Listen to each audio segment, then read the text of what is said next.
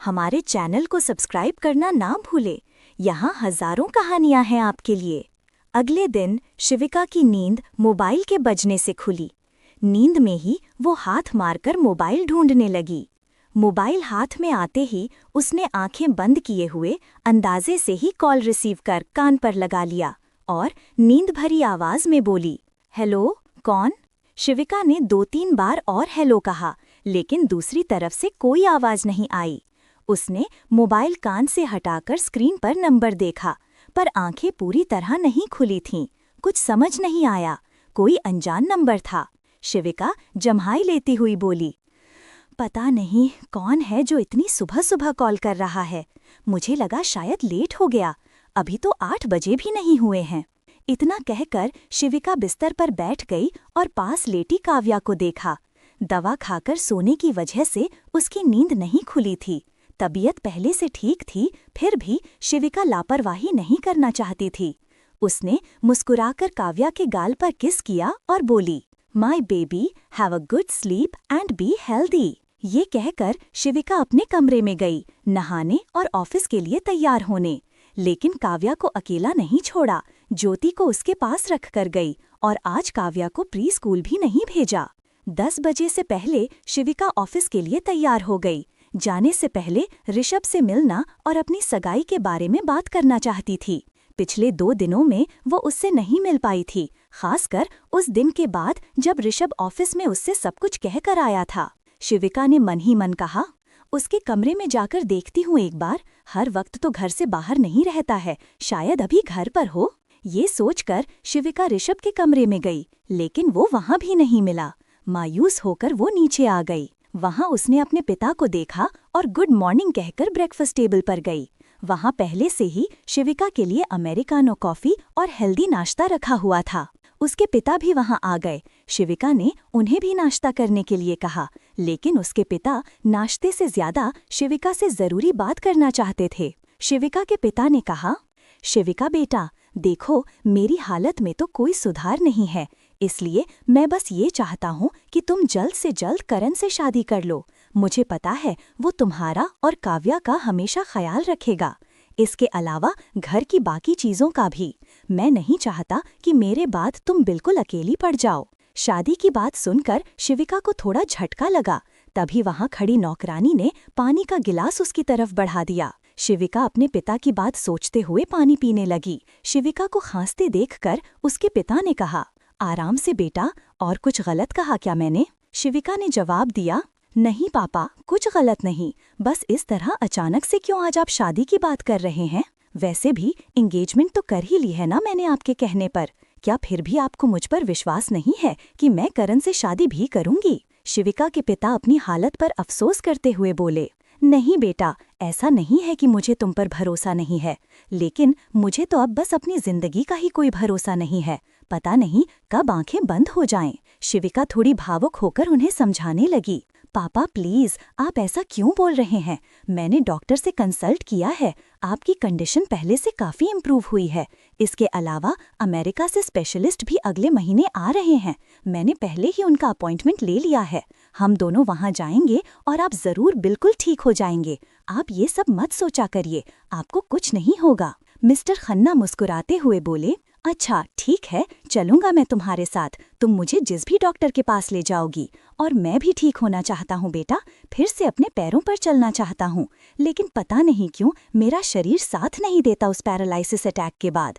लेकिन मैं बस तुम्हें खुश देखना चाहता हूँ और चाहता हूँ तुम भी अपनी जिंदगी के बारे में सोचो। उनकी बात पर शिविका थोड़ा मुस्कुराते हुए बोली, पापा आप ठीक हो जाएंगे, और रही बात मेरी लाइफ की, तो वो आप लोगों के साथ ही तो है। पता नहीं क्यों आप मेरी शादी के पीछे पड़े रहते हैं। वैसे भी आपने 6 महीने का टाइम दिया है और अभी तो 1 महीना भी नहीं हुआ मेरी सगाई को। शिविका के पिता ने अपनी मन की बात रखी, हाँ बेटा, मैंने 6 महीने का टाइम दिया तो है, लेकिन ऐसा जरूरी भी नहीं है कि 6 महीने बाद ही शादी करो। फिर तुम दोनों चाहो तो जल्दी भी कर सकते हो, मेरी खुशी के लिए। अपने पिता की बातें सुनकर शिविका सोच में पड़ गई। वो पहले ही अपने और करण के रिश्ते को लेकर इतनी कंफ्यूज थी। उन दोनों ने कल इस बारे में बात भी की थी और शिविका कहीं न कहीं शादी करने के लिए मानसिक रूप से तैयार भी हो चुकी थी। लेकिन करण की तरफ से स्थिति और वो क्या चाहता है ये बात अभी तक समझ नहीं पाई थी। शिविका थोड़ा सोचते हुए बोली, बट पापा अभी कैसे? उसे लगा था कि उनके पास 5 महीने से ज्यादा का समय है, इस सब में वे दोनों मिलकर ये सब कुछ सुलझा ही लेंगे। लेकिन अभी उसके पिता जो बार बार उस पर जल्दी शादी करने का दबाव बना रहे हैं वो शिविका से बर्दाश्त नहीं हो रहा था। शिविका अपने पिता से बात ही रही थी कि तभी दरवाजे से किसी के आने की आवाज हुई। शिविका को लगा कि ऋषभ होगा, क्योंकि वही इस वक्त घर पर नहीं था और किसी और के आने की उसे उम्मीद नहीं थी। शिविका डाइनिंग एरिया से निकलकर बाहर आई और देखा कि लिविंग एरिया में एक लड़की अपने साथ बड़ा सा सूटकेस लेकर खड़ी है। उस लड़की ने डार्क पर्पल वाइन कलर की 1 piece off shoulder mini dress पहनी हुई थी। उस लड़की के कंधे तक आते हाफ कर्ली बाल थे जो कि काले रंग के अलावा 3-4 रंगों के थे। पीछे से देखकर शिविका को इतना ही दिख रहा था, लेकिन कहीं न कहीं शिविका और उसके पिता दोनों ही उस लड़की को पहचान गए थे। शिविका ने लड़की का नाम लेते हुए कहा, हर्षिता, तुम यहाँ क्या कर रही हो? उस लड़की ने पीछे मुड़कर देखते हुए शिकायती लहजे में कहा, हेलो दी, गुड मॉर्निंग। और इस तरह से कोई वेलकम करता है क्या? ऐसा लग रहा है जैसे बस अभी आप मुझे वापस जाने को बोल दोगी। शिविका ने सफाई देते हुए कहा, अरे नहीं, मैंने तो बस ऐसे ही पूछ लिया, वो बस तुम अचानक से यहाँ आ गए इसलिए मैंने एक्सपेक्ट नहीं किया था इस वक्त। उस लड़की ने शिविका के पिता की तरफ देखते हुए कहा, hello uncle, how are you? आपकी तबीयत अब ठीक है ना? वैसे मम्मी को आपकी बहुत फिक्र रहती है। शिविका के पिता ने उस लड़की से कहा, हाँ ठीक ठाक ही हूँ, और इतनी ही फिक्र रहती है तुम्हारी मम्मी को मेरी, तो फिर तुम अपने साथ आई क्यों नहीं मुझसे मिलने? उस लड़की ने बहुत ही एटीट्यूड से कहा, अरे अंकल, वो तो आना चाहती थी, लेकिन आप तो जानते हो उन्हें बीपी की प्रॉब्लम है। ऐसे में अगर वो दूसरे शहर जाती है तो फिर उनकी तबीयत बिगड़ जाती है। अब आपको अच्छा लगेगा क्या कि आपकी बहन आपसे मिलने आए और यहाँ फिर उनकी भी तबीयत खराब हो जाए? उस लड़की के चेहरे पर मेकअप काफी ज्यादा था, उसने संयस अपने बालों में लगाए हुए थे और एटीट्यूड भी उस लड़की में कुछ ज्यादा ही नजर आ रहा था। शिविका ने उससे कहा, अच्छा ठीक है, बैठो हर्षिता, बैठकर बात करते हैं। हर्षिता ने अपने हाथ से चेहरे पर हवा करते हुए कहा, oh thanks, but it's too hot here. मेरे पीने के लिए कुछ ठंडा मंगवा सकती हैं क्या? बट प्लीज ज्यादा कैलोरीज वाली ड्रिंक नहीं। हर्षिता के नखरे सुनकर शिविका ने बेबसी से अपना सिर हिलाया। वो उसे काफी समय से जानती थी, वो उसकी बुआ की बेटी थी और अक्सर यहाँ आती जाती रहती थी, लेकिन वो पहली बार इतने बड़े पैक के साथ यहाँ आई थी। उन लोगों को लग रहा था कि शायद उसका यहाँ ज्यादा दिन रुकने का प्लान है, लेकिन हर्षिता की ऋषभ से बिल्कुल नहीं बनती थी। इसलिए शिविका और उसके पिता दोनों ही नहीं चाहते थे कि हर्षिता यहाँ रुके, लेकिन पूरी बात बताए बिना उसे मना भी नहीं कर सकते थे। शिविका ने नौकरानी को बुलाकर हर्षिता के लिए लो कैलोरी ड्रिंक लाने को कहा और फिर हर्षिता से पूछते हुए बोली, हर्षिता, ऐसे अचानक यहाँ आ गई तुम? ना कोई फोन कॉल, ना मैसेज? हर्षिता एकदम अनजान बनती हुई मासूमियत से बोली, अच्छा, मुझे तो लगा मम्मी की बात हो गई होगी अंकल से। हर्षिता की बात सुनकर मिस्टर खन्ना ने कहा, अरे हाँ, मेरे पास तो आया था दीदी का फोन कॉल और वो बोल रही थी कि तुम आओगी कुछ दिनों के लिए घूमने, तो मैंने इस बात पर ज्यादा ध्यान नहीं दिया। हर्षिता ने उन दोनों को पूरी बात बताई। अरे ऐसा क्यों कहा मम्मी ने? असल में तो मैं यहाँ होने वाले ब्यूटी कॉन्टेस्ट में पार्टिसिपेट करने के लिए आई हूँ और अभी तो ऑडिशन भी शुरू नहीं हुए, अगले महीने से शुरू होंगे और उसके लिए मुझे बहुत सारी प्रिपरेशन करनी है। इसके अलावा घर से सिलेक्ट हो गई तो पूरा कंपटीशन 3 महीने चलेगा और मैं तो उसके लिए ही आई हूँ। हर्षिता की ये बात सुनकर शिविका और उसके पिता ने बेबसी से एक दूसरे की तरफ देखा। वे समझ गए थे कि इस बार वो काफी ज्यादा दिन रुकने का प्लान बनाकर यहाँ आई है और शिविका की बुआ ने जानबूझकर अपने भाई से सारी बातें नहीं बताई थीं, क्योंकि वो फिर कोई ना कोई बहाना बनाकर मना कर देते। इसीलिए उन्होंने उनसे झूठ बोला और ये सब कुछ शिविका और उसके पिता दोनों को ही समझ आ रहा था। मिस्टर खन्ना ने हर्षिता को सलाह देते हुए कहा, कौन सा ब्यूटी कॉन्टेस्ट हर्षिता? चुपचाप अपनी पढ़ाई पर ध्यान दो और किसी और काम में करियर बनाओ, ये ब्यूटी कॉन्टेस्ट से कुछ भी हासिल नहीं होता। पिता की ये बात सुनकर शिविका ने उनके हाथ पर अपना हाथ रखकर उन्हें इशारे से आगे बोलने से मना किया और फिर बोली, अच्छा, तुम्हारे घर में सब इसके लिए राजी हो गए हर्षिता? तुम्हारे पापा, तुम्हारे ताऊजी और जितने भी लोग हैं?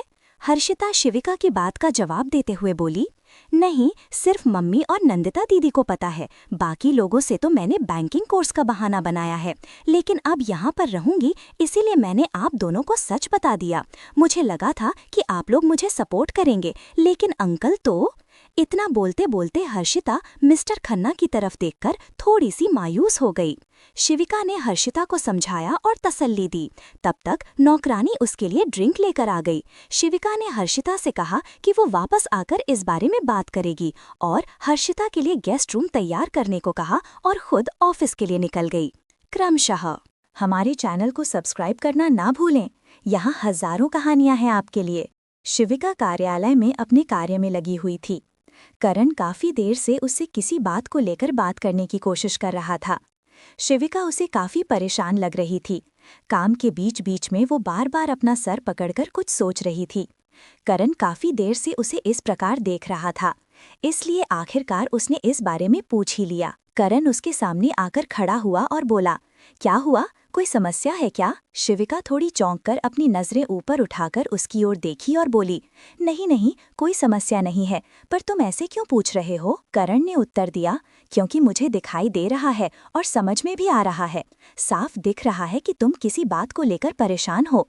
वैसे काव्या की तबीयत तो ठीक है ना, उसके लिए तो परेशान नहीं हो? शिविका ने तुरंत उत्तर दिया, हाँ हाँ, काव्या बिल्कुल ठीक है, उसकी तबीयत भी, और मैं तो बस वो पापा की बात। इतना बोलकर शिविका रुक गई और कुछ सोचने लगी। करण ने उसकी ओर देखकर ये बात नोटिस की और फिर उसके हाथ पर अपना हाथ रखते हुए बोला, शिविका देखो, कल हमारे बीच जो भी बात हुई ना, उसके बाद मैंने भी इस बारे में बहुत सोचा। इतनी उलझन क्यों है हमारे रिश्तेदारी में? क्या हम इसे सरल नहीं कर सकते?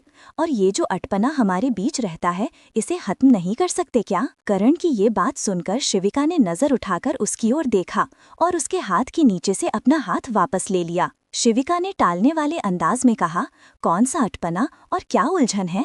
तुम इतना उलझन में क्यों हो? फिलहाल हम ऑफिस में हैं, चलो काम पर ध्यान देते हैं, बाकी बातें बाद में। शिविका का ऐसा रिएक्शन देखकर करण एकदम गंभीर होकर बोला, नहीं, बाद में नहीं, मुझे अभी स्पष्ट करना है, और तुम्हारा रिएक्शन देखकर शायद स्पष्ट करने की भी जरूरत नहीं है। मुझे पहले से ही सब स्पष्ट दिखाई दे रहा है। तो फिर आज से हम सिर्फ बॉस और असिस्टेंट हैं।